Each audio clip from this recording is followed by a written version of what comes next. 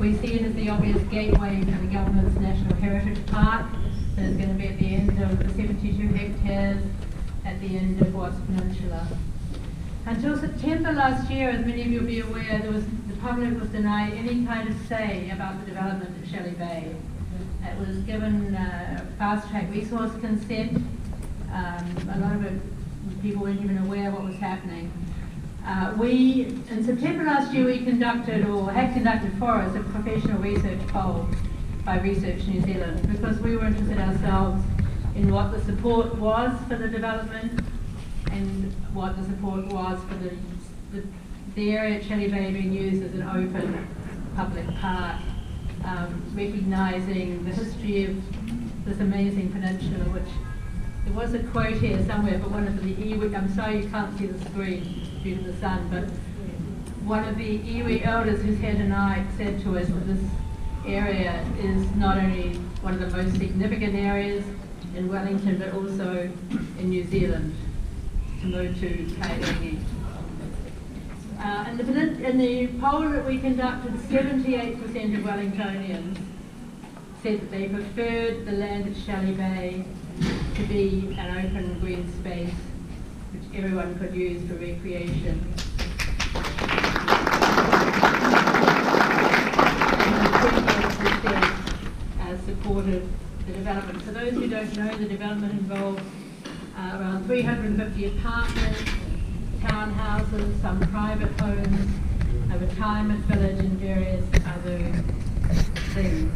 The central point of the development at Shelley Bay was to be the famous Sawtooth building, which is one of the greatest landmarks on the harbour in Wellington. But recently was announced by the council and the developer that this building and the adjoining shipwright building were not to be saved and restored, but to be demolished. So that, in our view, is completely tragic. The land at Shelley Bay has had quite a history. It was sold to the Wellington Company by the Port Nicholson Block Settlement Trust Board in highly unusual circumstances after the iwi boarded in a treaty of Waitangi settlement. Members of the iwi who opposed the sale and twice voted against it staged a year-and-a-half occupation of the site, as many of you will know. The legitimacy of the sale is now being considered as of May by the Māori Land Court. Since we started our campaign for over Shelley Bay, and it has been quite a fast and furious campaign, we've marshalled as much information as we can, as people will tell you here tonight, about things like open space needs, effective climate change on the area, and a whole lot of other reasons that make it a very undesirable site for housing. Since we started our campaign, the Wellington Company has announced that it is also seeking fast-track consent, that is, consent without any public consultation, yet again, to build up to 700 dwellings on the public land at Mount Crawford, Matai Moana. Not just a prison site, but also an area of land around it. I think this must be one of the largest requests for fast-track consent of this scale anywhere, it's ever been asked for anywhere in New Zealand. The company and Taranaki Whanui have also asked that the district plan provisions, which are presently open space for Mount Crawford, be rejected, and that all conditions relating to open space and height limits and so on be lifted. In other words, they've asked the council to provide them with an open ticket, really, to build up there in any height or density they like. We believe that whatever's to be done with this land, that you, the people of Wellington, the residents of Miramar Peninsula, the iwi, must be given a say. So such a huge development would impact the whole peninsula, the roads, the recreational possibilities, the amazing environment and bird life that predator-free Miramar have worked so hard to bring back on the peninsula.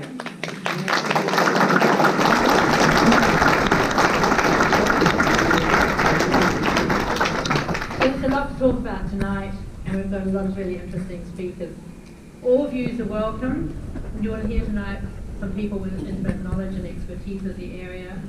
After that, there'll be an opportunity for people to ask questions, for you to put your views, as long as you put them succinctly and briefly. I do respect that here tonight we respect other people's views.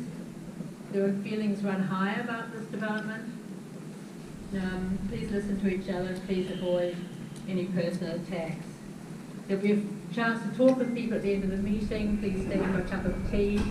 We also have some material available. There are bumper stickers for Shelley Bay. Some of you will have got documents on your seats with setting out the position that we hold. We'd also love donations, so if you feel like giving us any of those, that's great. And there's also a petition to be signed as well. I think that'll be handed around in due course. So thank you. I'd like to now call on Andy Foster. Most of you will know Andy. He was former Mayor of Wellington and has fought long and hard to preserve Shelley Bay and local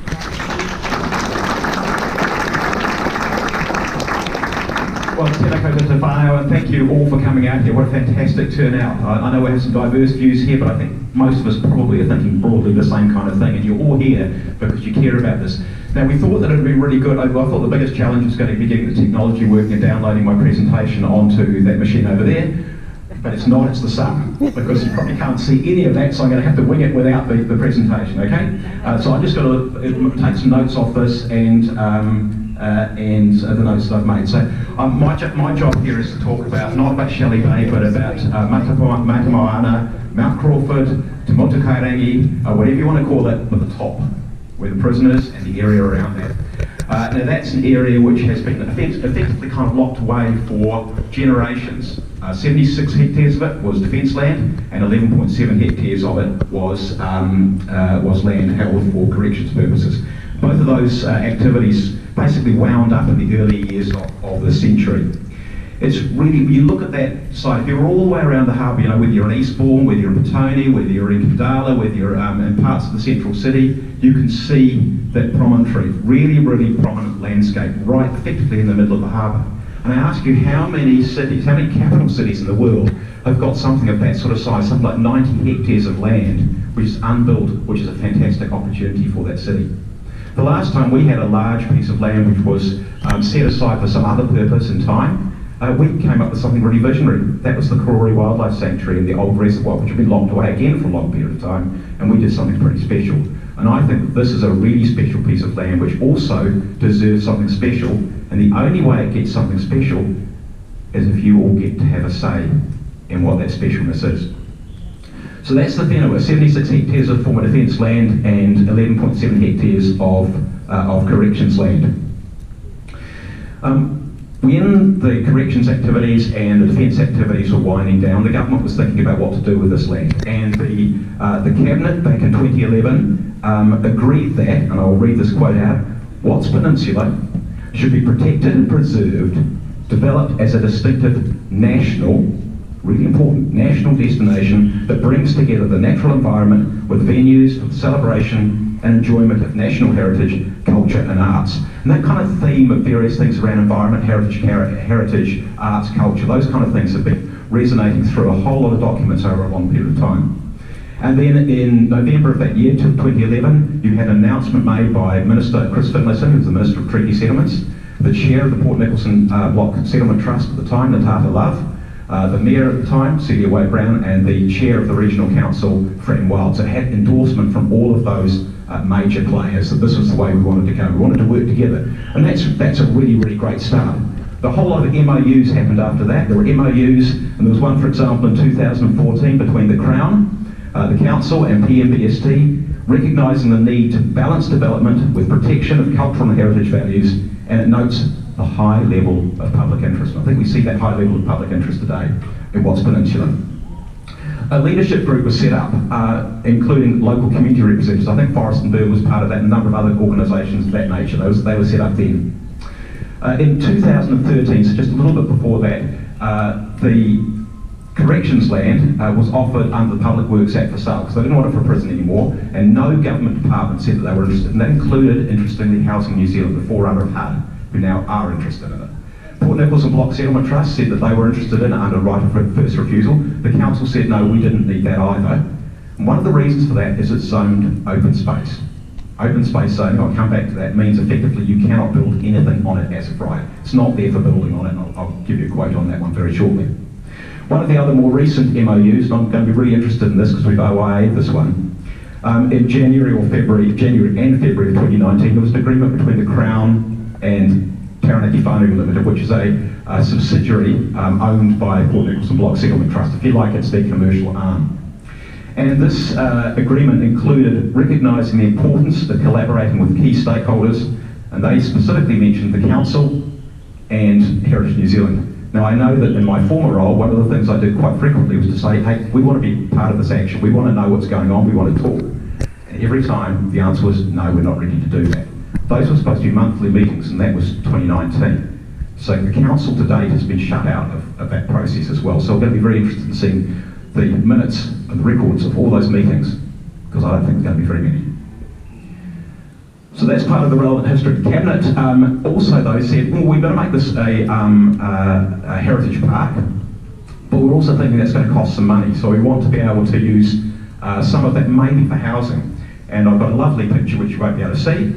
They looked at 5 different areas for housing in the defence land. It was assumed that there'd be some development happening of some sort, probably low scale, on the corrections land. And so they got Deloitte to look at 5 different areas, and they said 3 of them, like for example the filming area further down, 3 of them were just no go, too much impact on the heritage park.